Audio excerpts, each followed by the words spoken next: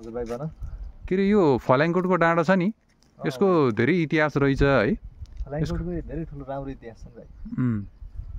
फलाङकोटको इतिहास छ होइन। हामी अहिले चाहिँ यो माझकोटमा आएका छौँ होइन। चाहिँ फलाङकोट छ।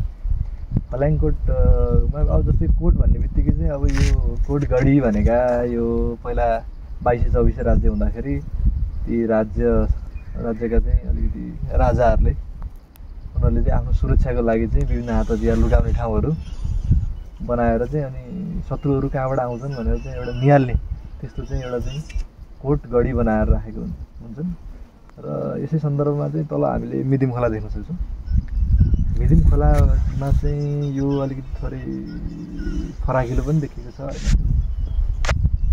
कहिले कुनातिर बग्ने, कहिले बिचमा, कहिले छेउतिर होइन। यसरी बग्दै जाँदाखेरि त्यहाँनिर ठुलो चाहिँ यो बगर बनेको छ।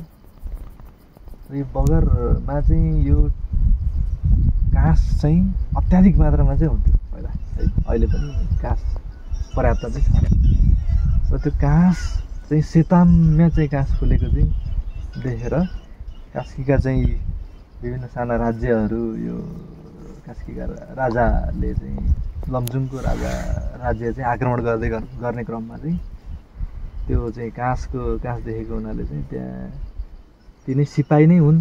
त्यो काँसको चाहिँ दृश्यले यो सिपाही नै हुन् तिनीहरू हो, यो लमजुङका सिपाहीहरू धेरै रहेछन् भनेर चाहिँ त्यो कास्कीबाट चाहिँ फलाङकोटबाट चाहिँ ब्याक भएको भन्ने चाहिँ एउटा हिस्ट्री छ। यो 2224 राज्यको चाहिँ इतिहास हो।